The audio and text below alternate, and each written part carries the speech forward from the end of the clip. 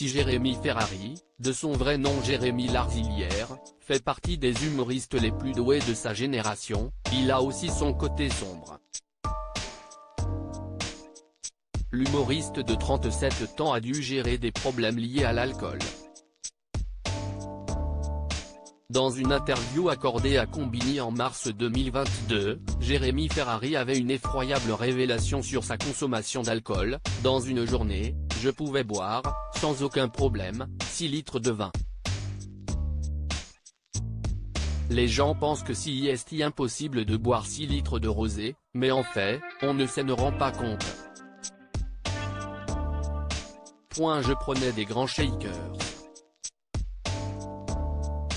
Je mettais des glaçons, je les pilais au fond, je prenais une bouteille de rosé et je remplissais le shaker.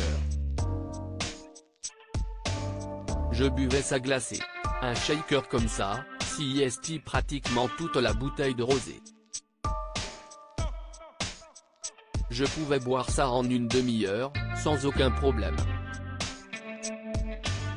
Désirant tourner la page de ces années noires dues à l'alcool et à l'abus de médicaments, Jérémy Ferrari a publié un message d'espoir sur Twitter jeudi 7 juillet, « Rappelez-vous que c'est possible ».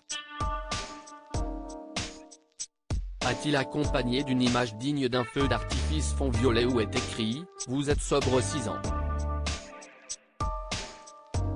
De quoi donner de la force et de l'espoir aux personnes anonymes qui connaissent, ou ont connu, des problèmes avec l'alcool. Dans une interview accordée à Paris Match en février 2020, l'humoriste révélé dans l'émission On ne demande qu'à en rire sur France 2, avait aussi dévoilé une autre addiction, celle des médicaments. Pire, Jérémy Ferrari a fait une tentative de suicide dans un hôtel à Aix-en-Provence.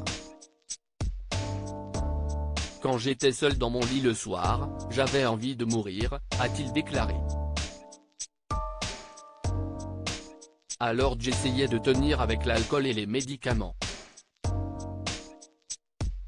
Les psychiatres mettaient mon désespoir sur le compte de l'alcool, du stress, de la notoriété. Je ne voulais pas devenir cet artiste maudit qui se détruit. Suite à cela, l'humoriste de 37 ans a suivi une cure de désintoxication et s'est rendu aux Alcooliques Anonymes.